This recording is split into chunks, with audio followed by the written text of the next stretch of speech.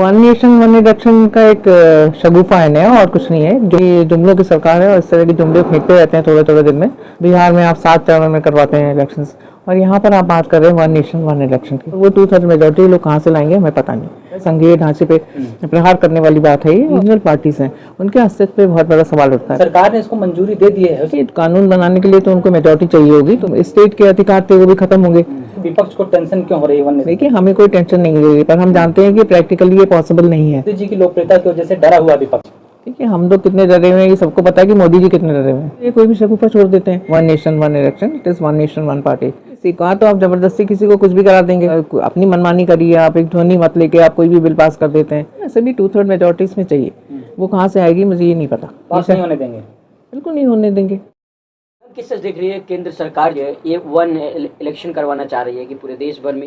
देखिए, one nation one election का एक शगुफा है नया और कुछ नहीं है। एक जुमला है जिसको कहते हैं ना कि जुमलों की सरकार है और इस तरह के जुमले फेंकते रहते हैं थोड़े थोड़े दिन में।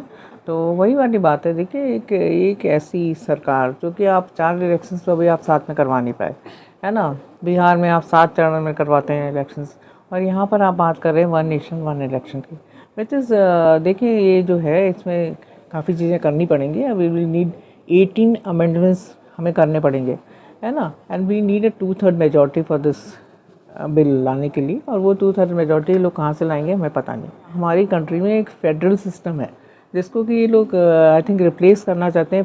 प्रेसिडेंशियल सिस्टम होता था जैसा कि अमेरिका में होता था, कि होता है अमेरिका में, तो वही चीज़ें यहाँ पर लाना चाहते हैं। और इस सब में एक जिसको हिंदी में बोला जाता है संघीय ढांचे पे प्रहार करने वाली बात है ये। और देखिए, इसमें इस सब में जो है जो हमारी छोटी पार्टीज़ हैं, रीजनल पार्टीज़ हैं, उनके अस्तित्व पे बहुत बड़ा सवाल उठता है। बिकॉज जनरली आप देखिए वहाँ पर 2 बड़ी पार्टीज़ होती हैं और वही सिस्टम ये यहाँ पर लाना चाह रहे हैं। तो बेसिकली बात है, इसमें बहुत चीज़ें हैं। ये लोग कहते हैं हम खर्चा कम हो जाएगा इससे, तो मुझे नहीं लगता कि कोई खर्चा कम होगा। एक अच्छे लोकतंत्र के लिए थोड़ा बहुत खर्चा करने पे कोई बुराई भी नहीं है। अगर आप देखिए ईवीएम्स वगैरह का तो है, हम सब जानते हैं कि 3 दूनी ईवीएम चाहिए होंगे, उसके लिए 3 दूनी वीवीपैट चाहिए होंगे, एंड जो प्रशिक्षित अधिकारी हैं वो चाहिए होंगे। इस सब में मेरे ख्याल से 2-3 साल तो लग ही जाएगा। राष्ट्रपति रामनाथ कोविंद की अध्यक्षता में ये इसको पेश किया गया है, लेकिन सरकार ने इसको मंजूरी दे दी है। हो सकता है शीतकालीन सत्र में इसको पास भी कर दिया जाए, कानून भी बन जाए। देखिए, कानून बनाने के लिए तो उनको मेजॉरिटी चाहिए होगी, तो इतना आसान नहीं है कानून बनाना। और देखिए, जहाँ तक कैबिनेट का आपने ठप्पा लगवा दिया है उस पर हम मानते हैं इस बात को, पर इन सब चीज़ों में देखिए मुझे बहुत सवाल हैं, सभी के मन में सवाल हैं कि जब अगर बीच में विधानसभा भंग होगी, कोई भी होती रहती हैं, है ना। अभी पहले जैसा तो है नहीं, होती रहती हैं अक्सर ये चीज़ें, तो उस समय आप क्या करेंगे? गवर्नर्स रूल लाएंगे या आप उसको ये क्या, जैसा कि ये लोग बोल रहे हैं कि वो जितना टेन्योर बचा होगा उसी के लिए वो लगाएंगे। तो मतलब ये कैसी बात है? एक आदमी जो इलेक्शन लड़ रहा है कि 5 साल के लिए कम से कम वो बनेगा, उसको अगर आप 2 साल में ख़त्म कर देंगे तो मुझे नहीं लगता कि कोई भी स्वीकार करेगा इस बात को। इसीलिए काफ़ी पार्टीज़ में उनका विरोध भी हुआ है। और कहा जा रहा है कि 1967 से पहले वन नेशनल इलेक्शन के तौर पर चुनाव हुआ करते थे। हाँ, वो तो होते थे। 1970 के बाद कुछ विधानसभाएं भंग हुई तो ये सब शुरू हुआ। पर इस समय कि आप देखिए ना क्या पोजीशन है, आप कैसे करेंगे आप, है ना। आप मतलब उसको राष्ट्रपति शासन लगाएंगे यहाँ पर या टेन्योर कम कर देंगे, जैसे ही होता है तो आपका वन नेशन वन इलेक्शन का पर्पस क्या रह गया फिर। और एक तरह से जो स्टेट के अधिकार थे वो भी खत्म होंगे। विपक्ष को टेंशन क्यों हो रही है वन नेशनल इलेक्शन? देखिए, हमें कोई टेंशन नहीं रही, पर हम जानते हैं कि प्रैक्टिकली ये पॉसिबल नहीं है, है ना। इसलिए हम लोग ये बात कह रहे हैं, क्योंकि इनका तो यही है कि किसी भी चीज़ का कोई ब्लूप्रिंट नहीं होता है।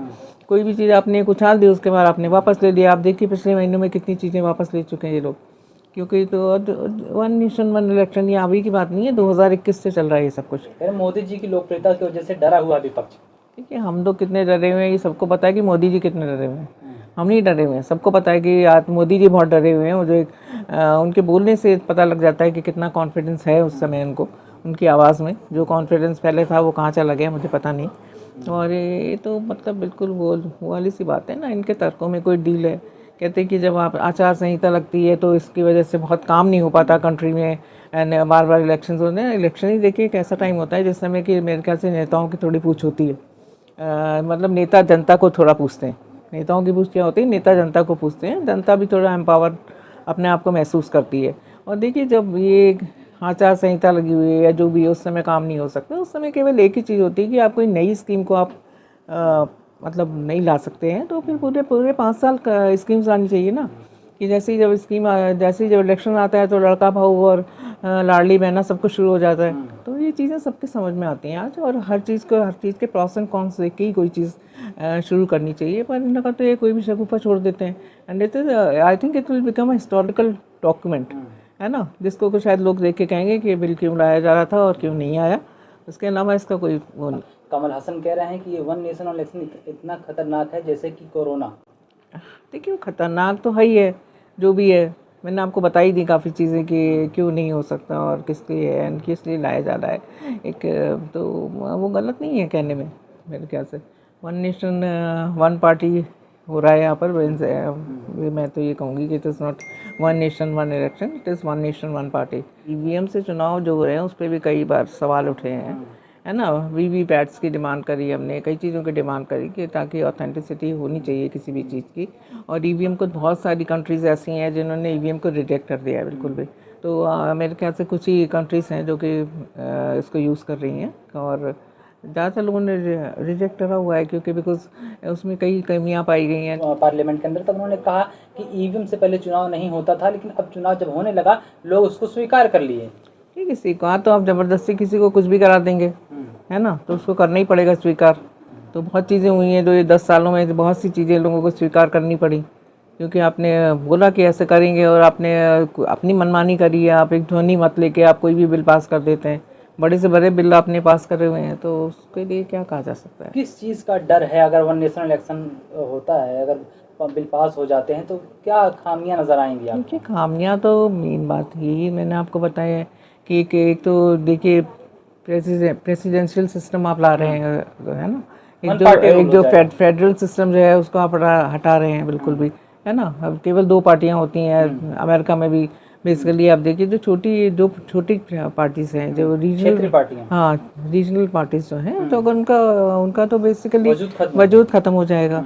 एंड और भी बहुत चीज़ें हैं देखिए इसमें जो भी हैं। और ये मेन बात तो यही है कि अब जब आप बीच में जो इलेक्शंस होंगे, है ना, तो उसमें क्या होगा। तो बता रहे हैं विधानसभा के इलेक्शंस आप करेंगे, कह रहे हैं समय की बचत हो जाएगी, पैसे बच जाएगा। नहीं तो फोर्स लगती हैं, तो मतलब बेसिक बात ये है कि कोई तो ऐसे तो आप 10 साल में करा लो एक बार इलेक्शन, तो और भी खर्चा बच जाएगा।